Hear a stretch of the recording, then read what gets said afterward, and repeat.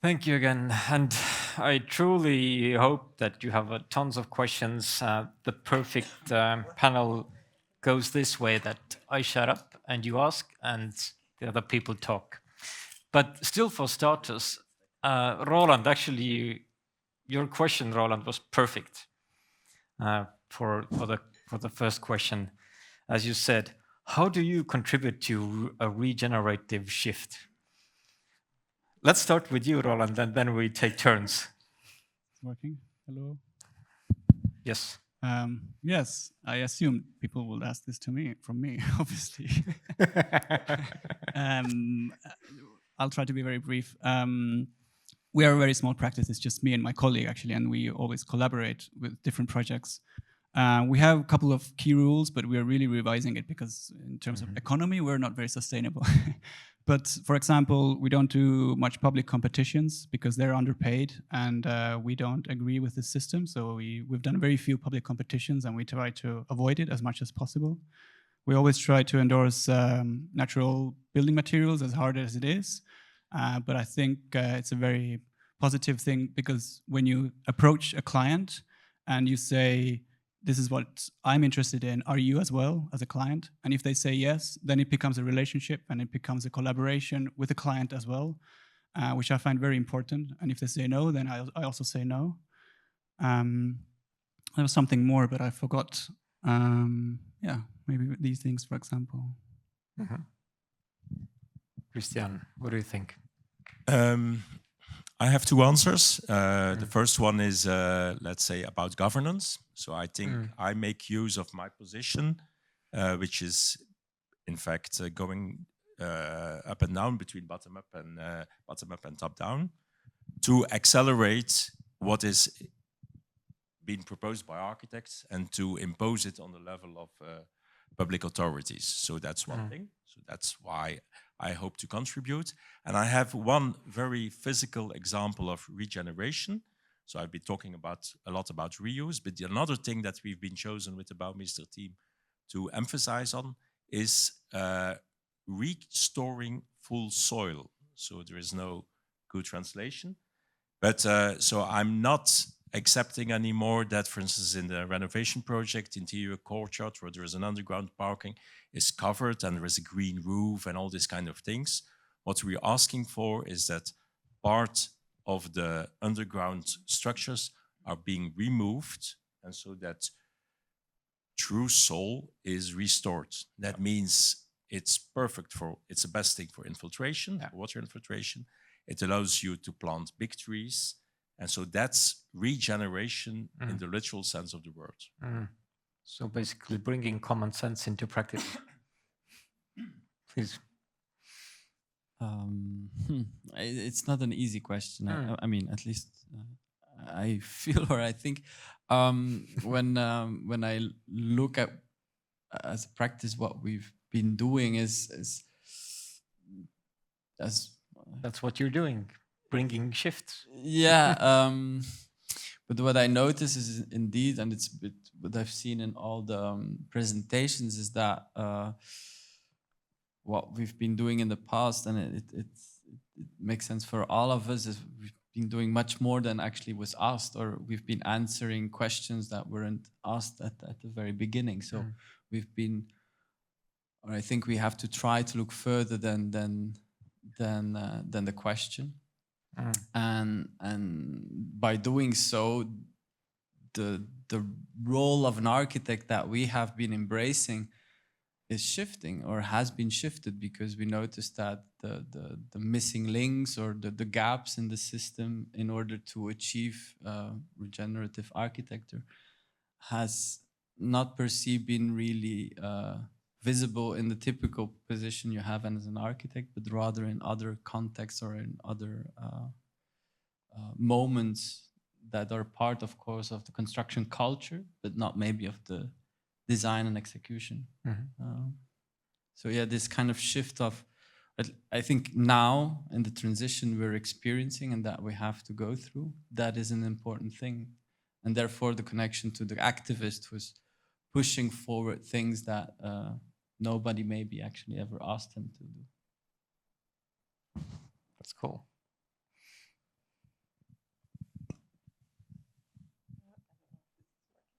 It is.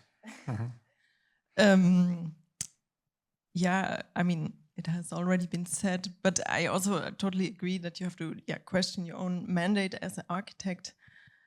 But what I also think is super important is not to stay only within our bubble, but to really and also not to say, okay, I don't participate in this because I don't see a chance of doing something ecological or so on, but to go in a dialogue and really to try to change the system from within. And I think that's also in Belgium the example with this institution of the Bouwmeester. It shows how successful it is just to have more communication between different parties that are involved in building, because building is, in the end, it's not something one does alone, but it's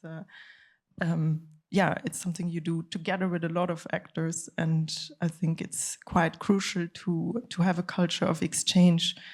And that's, I think, what's important to go out of the bubble and talk to different people. Yeah, definitely.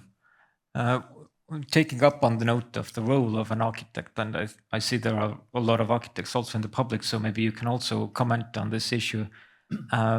Yesterday, Kobe Architects said that while formerly we talked about that form follows function, now we talk like the form follows resources. Is there kind of also a conflict with the core education of an architect while doing this kind of a shift towards a resource-based thinking, kind of destroying the discipline of a traditional architect? What's your take on that? Whoever has. I have to say, at least in the UK, the students are asking me these questions, and I need to figure out this world. They are asking me, how do we need to deal with resources, you know? And if it's I don't know, you can call it an era, or maybe it's even a style, you know, when we, in 100 years, we look back and maybe it was even a style that was shaped by resources, then why not? Yeah, we should go for it, because it has very good arguments that we need to follow resources at the moment. I think it's a thing about generations also. So in Brussels, I was encountered with some old school architects who consider reuse projects as less architecture. So less opportunity for expressing the identity of your creativity and your genius and so on. I think it's very old-fashioned. So it's not about less architecture, it's about other architecture. In fact, it demands much more creativity because there are a lot more constraints. So I wouldn't agree with that point. I'm teaching at Ghent University, a studio which is called Taking Stock, which is also on as found projects. And I can see that for none of my students, this is a point. They are not in some way disappointed that they can not make a new project. So I'm also convinced that it's linked to generational views on what is the position of an architect. So I'm very optimistic. No, I agree. It's whoever. I mean, it's a definition, like you say. It's a definition that was made in a different era and different moment, and I think that definition will change today, will change in 10 years, 20 years, and I think this understanding of change, of course, is part of it, and therefore the definition of architecture is for me very hard to accept. For me, there's no real definition except the definition you give yourself. I think, yes, now there's architectural projects are presented very often within these type of discussions, of course, from their material point of view. But I think there's many other ways to look at a building, which is less material-wise. But I think there's importance today to look at it from that perspective. Do you want to add something, Juliane? No, I think I totally agree with what has been said. Yes. Yeah. I also agree, but still, when I think about, I don't know, we talked about this using straw bale in construction. When I think about a lot of architects in Estonia, they would laugh on using the material You know, it's not in a habit. It's not really taken seriously. We want to use serious materials. Is it an Estonian thing, or is it also an issue in Belgium or Germany or some other countries? Has the architect's discipline and the habits and the attitudes changed more rapidly and quickly in other countries? Roland, maybe you also have you can see the UK side and also the Estonian side. Do you see a difference there? I have so difficult questions. Maybe I can say something. I think that like has been said, the new generation of architects have already totally incorporated this new mindset. But in Germany, at least, it's the institutional side that doesn't follow. So I think there's many architects that are willing to do the practice in a different way, but the opportunities are just not given because there's such a big gap between the discourse and the practice actually, and that's also again comes down to the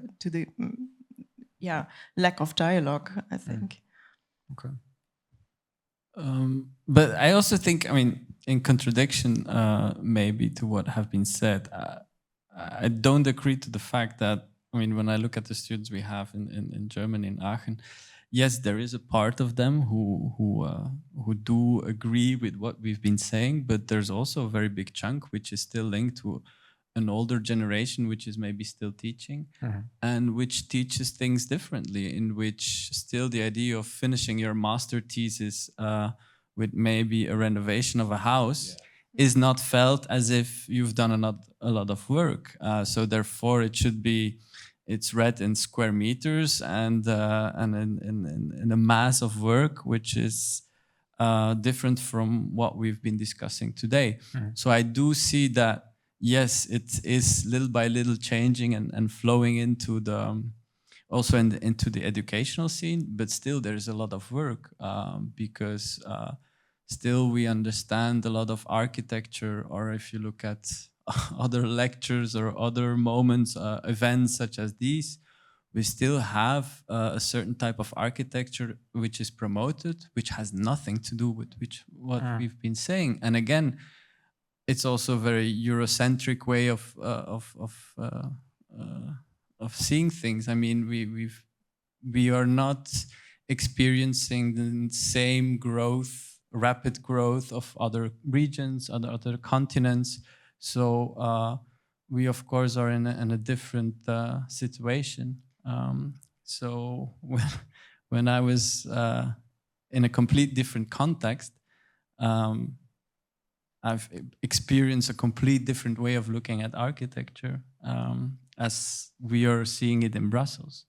I mean, I don't know, in Seoul, what we're doing here, this is, yes, great for the farm next door, but this has nothing to do with the growth they're experiencing, for example. Although also there it is declining and it's changing, but time frame wise, we're sometimes also at different levels.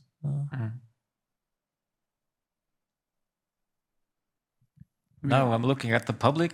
Do you want to add a question to drive the panel discussion in a certain way? Yes. Ooh, we have a question at the back.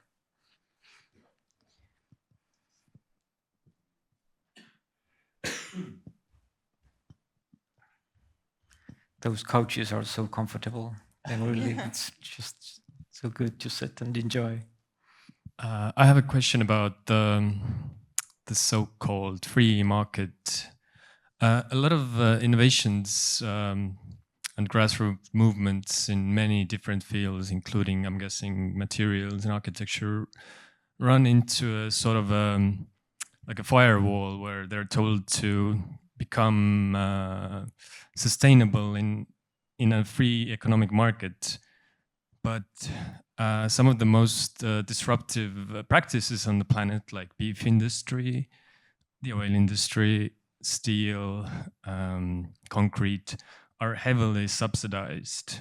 So they are actually not operating in a free market.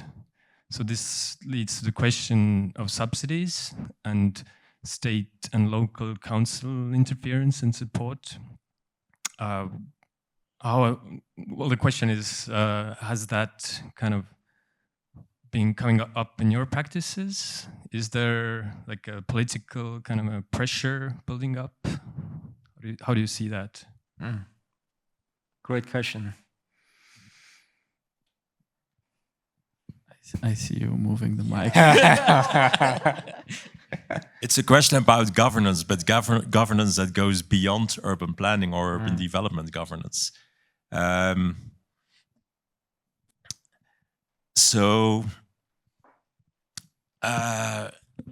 We were lucky at a certain moment, as I have been explaining this morning, that thanks to this global capitalism crisis, when the prices of materials were going up, that suddenly they became as expensive as local labor force.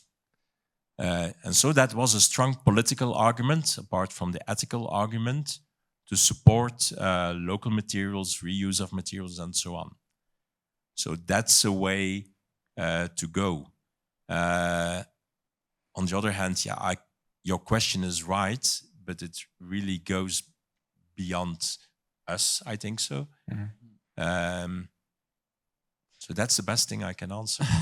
What I can just add is, for example, in our situation of BC, I think and I feel that what we have done with BC was not possible in another geographical context. It was not possible in London. It has been possible in Brussels because there was a context, but also because there was a kind of financial support of the city, which chose the kind of Carter circular economy and so on, maybe faster and in a kind of way stronger, looking at the size of Brussels than other capitals and cities. Therefore, we were very much helped by these kind of public funding in order to be able to invest in research, invest in extra hours on projects because we felt they were valuable, but it was possible because the government at the time, and still today, was and is supporting financially these kind of practices. Yes, to rebound. In fact, so you can subsidize big industry, but you can also take the political choice also to subsidize new practices and circular economy. And so that's important. On the other hand, I think the goal is, for me, so mainstreaming. So if you want systemic change, and that's what we need, then you have to generalize these kind of methods. So then it's not sufficient to have nice bouwmeester competitions and exemplary projects and Luma, with all my respect, who's a very rich foundation and so on. So that's only interesting if the next step is generalizing. And so that should be the goal. So even if I can't answer your question, on the other hand, my ambition is mainstream market. So the biggest success for me is perhaps not the most interesting building, but the fact that the major developer in Brussels, Whitewood, is redeveloping 300,000 square meters in a sustainable way. So that's the challenge, and that should be the ambition, because that's making a difference on carbon emissions. And so that's why I think it was such a pity that the people from Future Builds in Norway, which are doing a great job, that he was proposing these kind of pretty pavilions. So because they are nice and they can be attractive from a point of view of design, but the challenge is influencing the market system. Any more comments? Could you share a bit of light about, like, because you mentioned in France, the straw bales, for example, is, you know, they have really good technical sheets already, you know, and here we are just, you know, struggling with it. So how come? Well, in France, they have even, I mean, there's a Ministry of Transition, which has been set up in the past 10 years, which is basically receiving money to really kind of improve the legislation around or regulation around all of these materials. Because if there's no framework, well, it's not possible to use it except for your private house. in larger scale situations. So there is a kind of work in doing so. Although at the other, I was there. There was a lecture yesterday. We started the studio, and we had invited Bauhaus Earth to give some lectures to our students. And one of the lectures showed a very interesting kind of image where you had the building code of Bhutan, where they were working on. They had this case study, which is approximately 15 pages. So basically, there's no regulation, no framework. Therefore, it's except concrete columns, nothing is possible to be used. So there's a lot of work at the building code actually level. And then next to that, they put the building code of Germany, which is approximately 3,000 pages, which is the other extreme, which is unusable because it's just impossible for an architect to understand and go through all these regulations. It's the extreme. So we have to find a compromise that allows a certain type of gray zones and allows a different type of thinking that is either, of course, 15 pages long and contains no framework, but also the other extreme that we're having now, because what we're doing by allowing things, we're adding regulation. So it's a continuous add-on and add-on of legislative normations, which become just impossible to read. And just like, okay, the hell, then I use a concrete column, because I mean, if I have to go through I don't know what to reach just a wood beam, well, it's not worth the effort. So at the level of building code, there is a large work to understand how to implement the materials and so on. Okay, at small scale, but how to do it at big scale, because also the protocol we set up, I mean, I don't want to be the one negotiating the protocol with a contractor who has to do not 2,000 square meters, but 20,000 square meters. So there's those steps to take, I think. Too many regulations. Now you're sounding like one of those private developers. What I learned today, and that's a bit linked to that kind of certification process, is that in fact it's not the architects, it's the contractors stupid. So the next step is not our bubble anymore. So in all of the presentations, there were these kind of examples of a platform that is making an inventory of existing materials and then proposing them to buy. So the kind of intermediate role. In all of the presentations, there was this discussion on the need of temporary storage and so on, and the role of the contractor. So that's really the next step where we have to work a lot of that on that. And then certifications are crucial. So that's why Rotor also in Belgium has been working on that. And the trick is indeed to have a certification not of the product, but of the process of production. So that's why the protocol is. And that's helping a lot, because that was really an obstacle for reusing materials in public projects, because you need this certification. Yeah, I'm talking too much. No, what I wanted to add, and then I maybe link even to the relevance of academic research, because before I was always very like, but I think when you look at the development of regulations of certain biosourced earth-based materials, a lot of work is being done by universities at the level of research, and this research is the start of the developments of codes. And today universities have a budget to do that, because otherwise, I mean, Rotor has done an extreme amazing work, but it's intensive. It asks for a lot of budgets. Therefore, I think the interest of these kind of researchers at university level, which are the start of applications then in the real life, quite important. Juliane, you wanted to add something? No, I just wanted to add, to the point made before, that the contractors take more responsible and the building material industry. I mean, I have heard ideas for instance, that if you sell a material, that you also have to take it back. If if you would give more responsibility to material producers to also take back the material and recycle it or get rid of it, or give it to reuse, then they would probably also develop them in a different way. So basically, like laws that have been changing, that you need to be able to fix your phone or repair anything or get the manual how to do it at least, because it has been kind of locked into the design. You can't do anything with it. And there are changes happening in the regulations right now.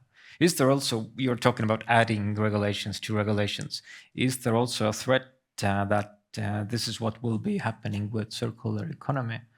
I mean, when energy efficiency rules came, engineers and architects, they were a bit mad, because of the new regulations. It was an add-on again. Will we see another add-on? Next year, we will have the compulsory LCA issue, for example. There is one person in this room who knows how to calculate LCA, and maybe even in Estonia, not many people. So again, another add-on. Is there a threat in the regulation side that there's actually a good goal to bring more circularity and having a methodology? But is there a threat also? A threat of having more and more regulations. Yes. While doing good. But it's a yes and no question. Yes, we need more regulations, but we have just to be careful. I mean, for example,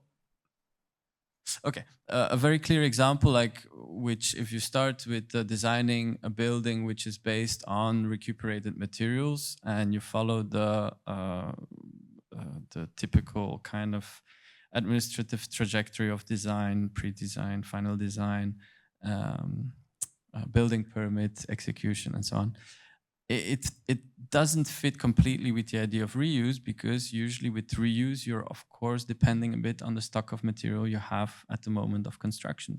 Therefore, the very strict regulation of phases that we know now within architecture, it goes against that logic of having something which is unknown at a certain moment.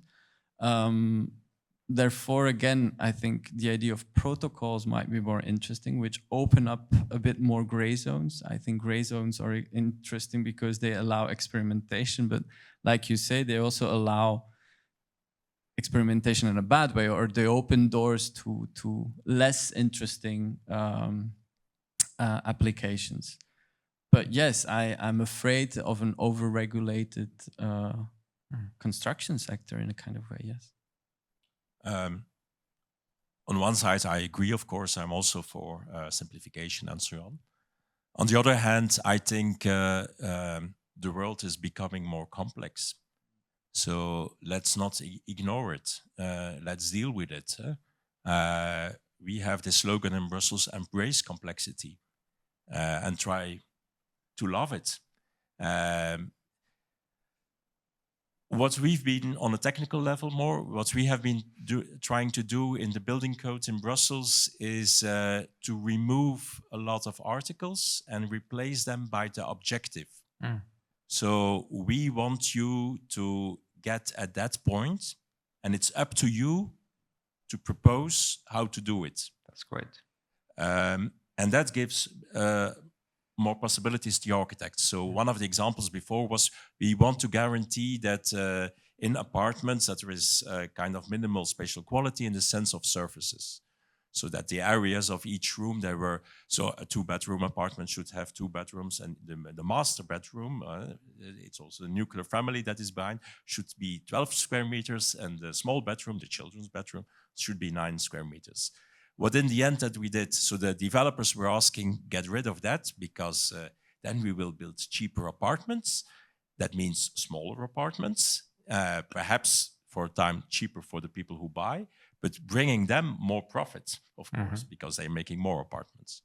So what we did do, I didn't want to release that, the minimum square meters. So this very simple thing is now a 2-bedroom apartment should be 75 square meters in total. And then it's up to you to subdivide it.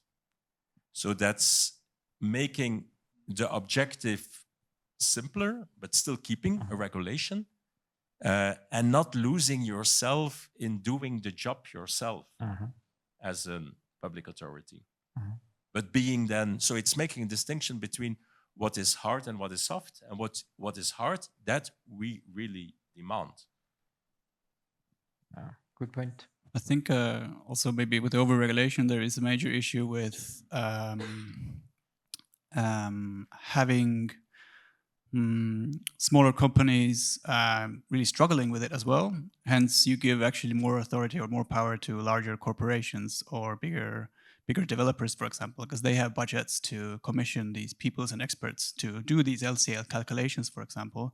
Whereas smaller offices like me, I don't have this expertise and I need to buy in this service, etc. So for me, it becomes extremely costly. Hence, I can't do these projects.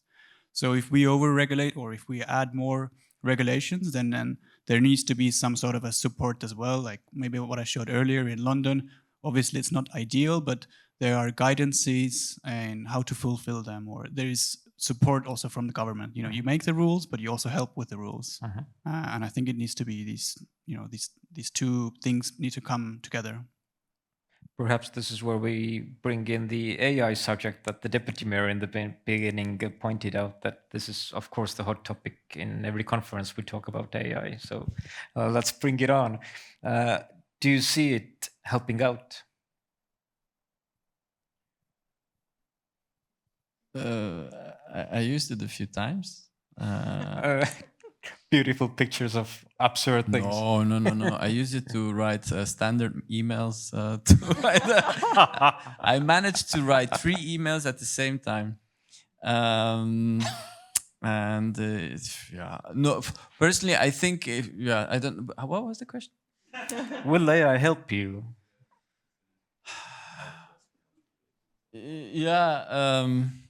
Yeah, I think that was a good one. It will definitely help, and as Kristiaan just said, but it will not replace. I think, I mean, as Kristiaan just said also, that the world is becoming more complex, and we need more tools to bring it on. Complexity will handle you, but maybe AI will be one of the solutions if we know how to use it to help us define ourselves and be more mission-based and not so much regulation-based in our processes. At the same time, maybe Juliane, it's a question for you also, how not to lose the true touch of this locality that you also showed in your projects. That was, I think, the true artistic and social aspect of your projects. Is there a threat from AI at that sense?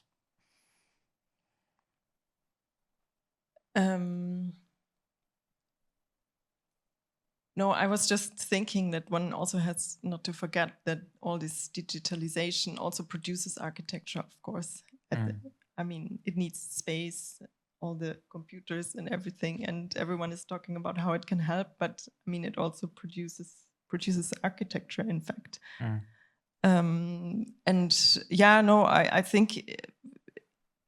I think, but I'm not a specialist in this topic, but I think it can be interesting in these participation processes also. But how do you mean?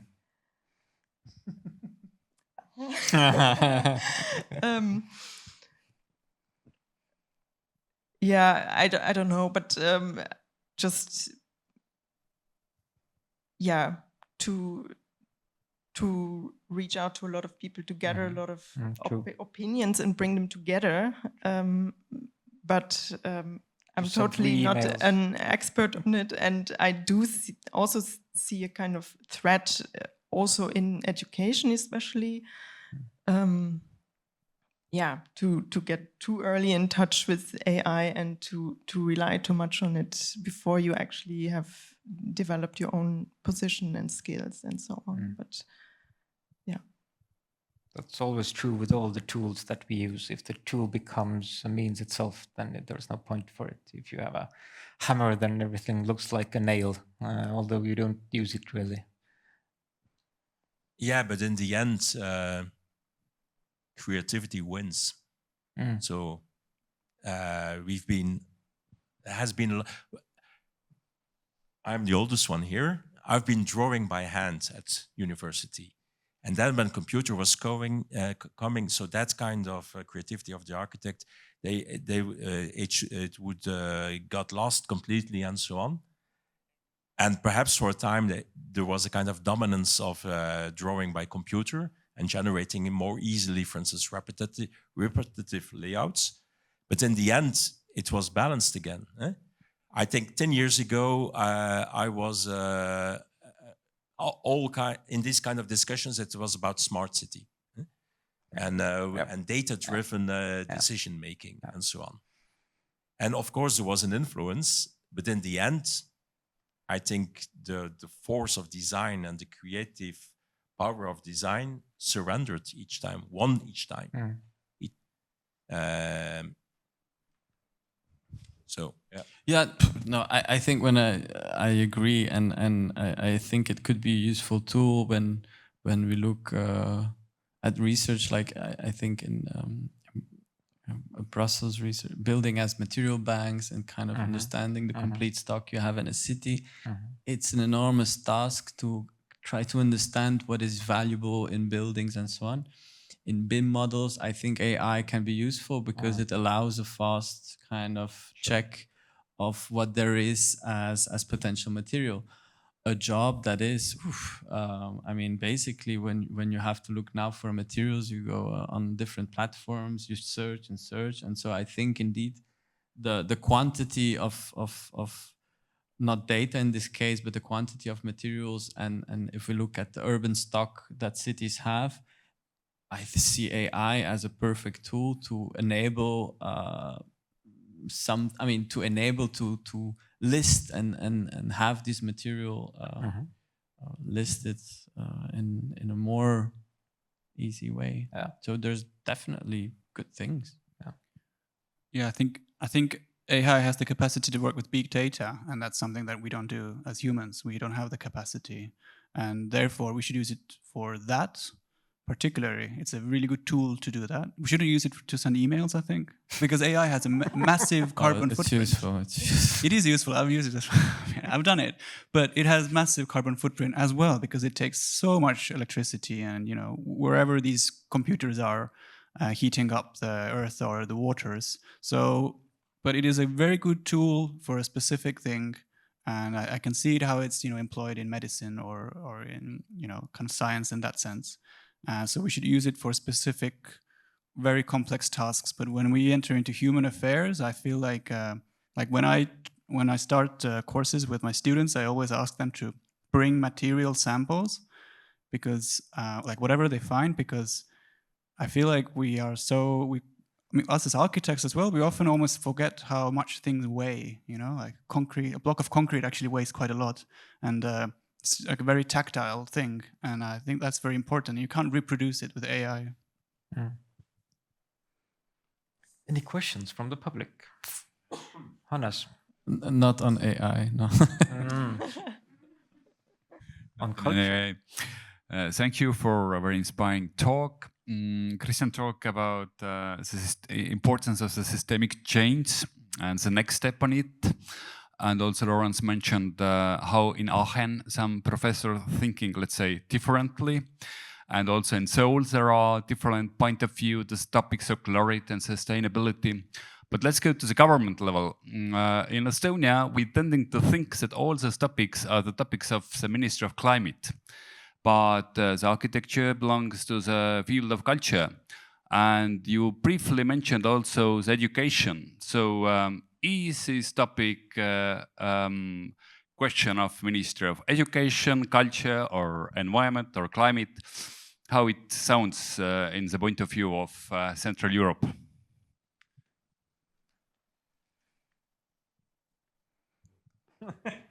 Or the Ministry of the Future?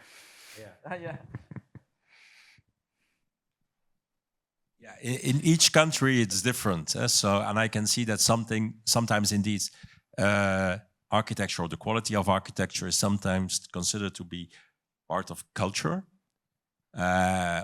which is right, but which is also sometimes weakening it. So because then it's, I prefer more than to talk about spatial development or urban development, because it's more encompassing many subjects. So it's also touching the economy, and it's also integrating the environment. But on the other hand, doesn't matter where you're, let's say, appointed to. It's more, sometimes it's more about the political will and the personalities of the ministers more than in which department you are. So that can't be underestimated. I think in the job of the bouwmeesters, we can do a lot of things, we have a lot of freedom, but we still depend of political will and political volunteerism. So that's more important than the exact category, I think so. Juliane, do you want to add? What was the exact question again? Sorry.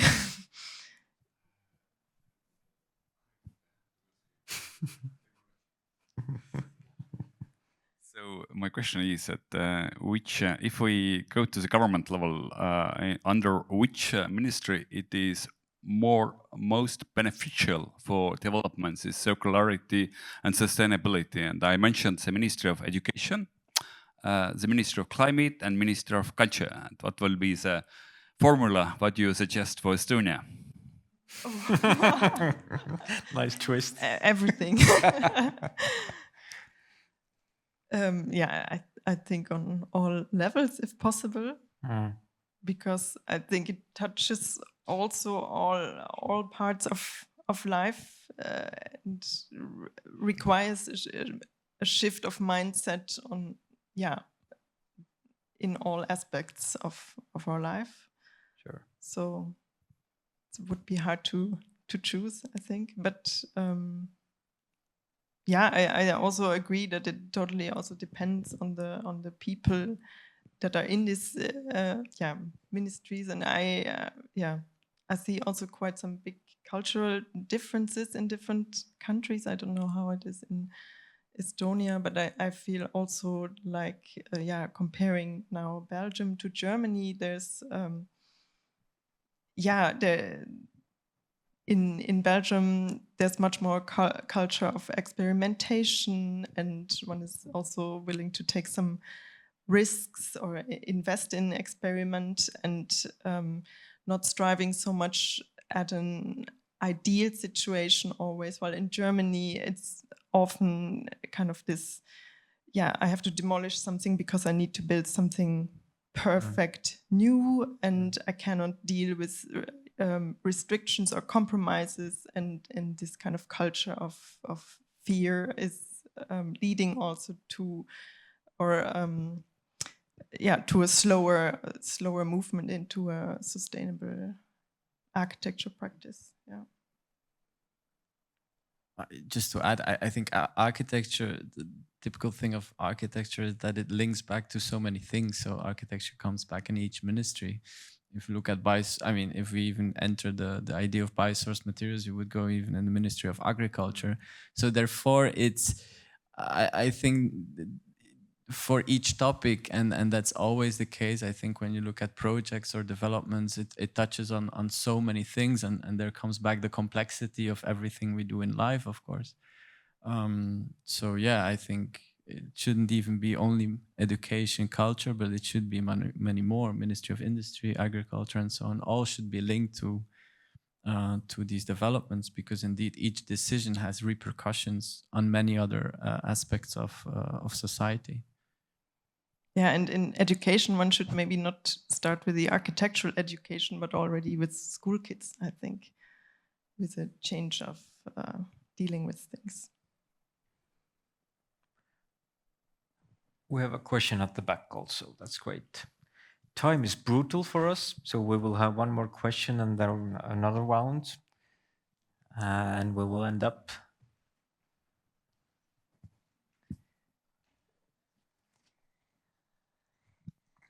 Yeah, you have to go. Is it okay? Can you hear me? Yes. So I really liked the idea about creative process. And emphasizing the creative process with the developer, with the architect, etc. Like Kristiaan, do you have like some guidelines how to generate that kind of process from the city perspective? Do I have what? Do you have any guidelines to generate that kind of a creative process? That I feel like that regulation in that kind of field is very slow, and it will not really help us for a long time. But in terms of consultancy, in terms of really pushing things further, you guys, like with your work, I think you move way faster than the rest of like, I don't know, ministries can keep up. This process takes way too much. This process takes longer. But in terms of consultancy, like it doesn't mean that the city doesn't want to pursue this kind of ideas, visions, creative processes. And I think consultancy, especially early in the design phase, is kind of the key. But maybe you have some guidelines how to push this. Well, also there, of course, every country is different. And so Belgium is a comfortable situation where the role of the Bouwmeester is established since something like 20 years. So what is for me personally really key is to be there very early in the process. I think you're more or less hinting at that. Is that what you mean with consultancy, rather than the building permit, for instance? Yes. Yeah. Yes. So that's important because that's the moment you still can influence the project. So the architect is not yet designated, or it has not started designing. The developer is still beginning. So if you intervene too late, he's angry because he's losing a lot of money and so on. So that's crucial in that role. And therefore you need a city architect that can operate in a different way than the city administration. On the other hand, I have much respect for also, let's say, the slowness also of the city administration. Changing a law, you should do it in a proper way. You just can't do it quickly. That's what they do in China. And that's not what our democratic system allows and also wishes. So it's very much, so I think the success of the Bouwmeesters in Belgium is that you are a kind of ally or an active ally, not just an intermediate person or something. So there is a lot of merit with architects. There is a lot of interest in the administration, but they are bound by kind of democratic process. And you can, one can function as a catalyst. And so that kind of role, that kind of soft power role, that's, I think it's clear. I'm promoting it everywhere. I'm recommending it because that can help a lot. So the success of the Bouwmeester is being a catalyst. Lots of the merits are not the merits of the Bouwmeester. You can organize good competitions that are well remunerated, but you still need good architects to compete. So you can create conditions and accelerating conditions. And so that would be my recommendation to your city architects, because you've been one as well, in Estonia. Yeah, and thanks for the question. That's a really good question. So it has been an enjoyable day. I just have one last question to all the panelists. I am sure you have been really attentive the whole day. So just to wrap things up, I would like to ask each of you, what have you learned new today from this seminar? I would call it a conference. It's been so remarkably interesting. It's a conference. What have you learned new today from this conference? Another tricky question. Usually it's better to start first because then at least. No, I don't know if I've learned as such, but I'm happy and definitely to be part of these type of symposiums and is meet allies, I would say, because I think in the work we have to do, or the responsibilities we have, as was mentioned, I mean, the complexities are becoming larger and larger. Therefore, I think alliances are getting more and more important, because cooperations, collaborations are very important to have a good success rate. Because otherwise it stays within one project, otherwise it stays within one place, otherwise it stays in one region. And I think if it's about democratizing these systems, if it's about having a bigger impact, you need allies. And therefore this kind of events, and at least what I've seen, is potential allies for further developing new projects, new systems, new methodologies, which fit the kind of ambitions we have. So true. I agree. I agree.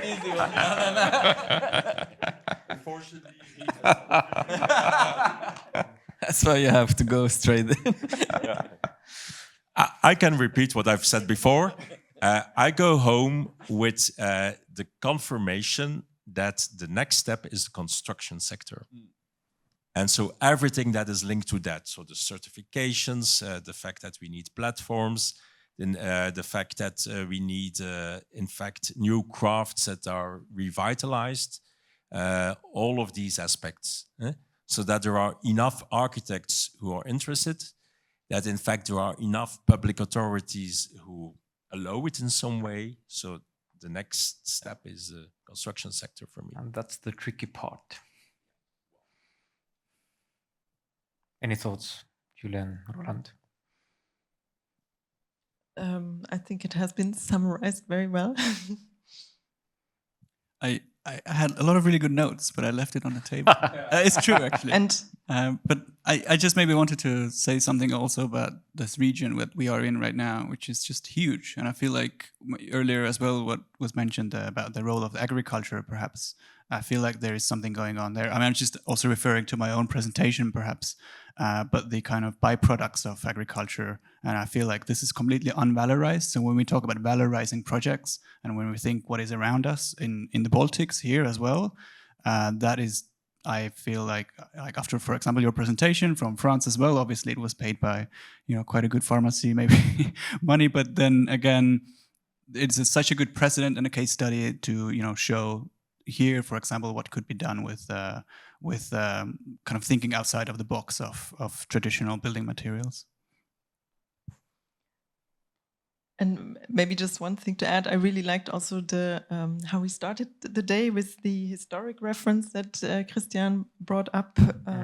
And I think maybe we haven't talked so much about it, but this idea of spolia and that the history and memory of material can also bring something added to architecture and possibilities. That's also something to look forward to.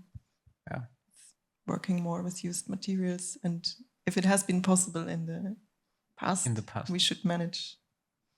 Definitely. So nothing new here on the earth. It's just cycles. To the end note, I must say thank you to all the keynote speakers, of course, to all the public. It's been really an inspirational day, I think, and I think it's nice to hear that. Throughout the day, we not only talked about the environmental issues or the technical issues, we brought in accessibility, social stuff, governance issues, systemic change. So basically, we changed the whole world in a few seminar events. So it's a perfect team we're here, a great band, I mean. So I'd say that we can say that the built environment is really shifting towards a more ecological approach, where we do understand what really ecology means. What was it, Roland? Say it again. It's a relationship with also other species and their environments. Perfect ending. Thank you, everybody, and see you next time.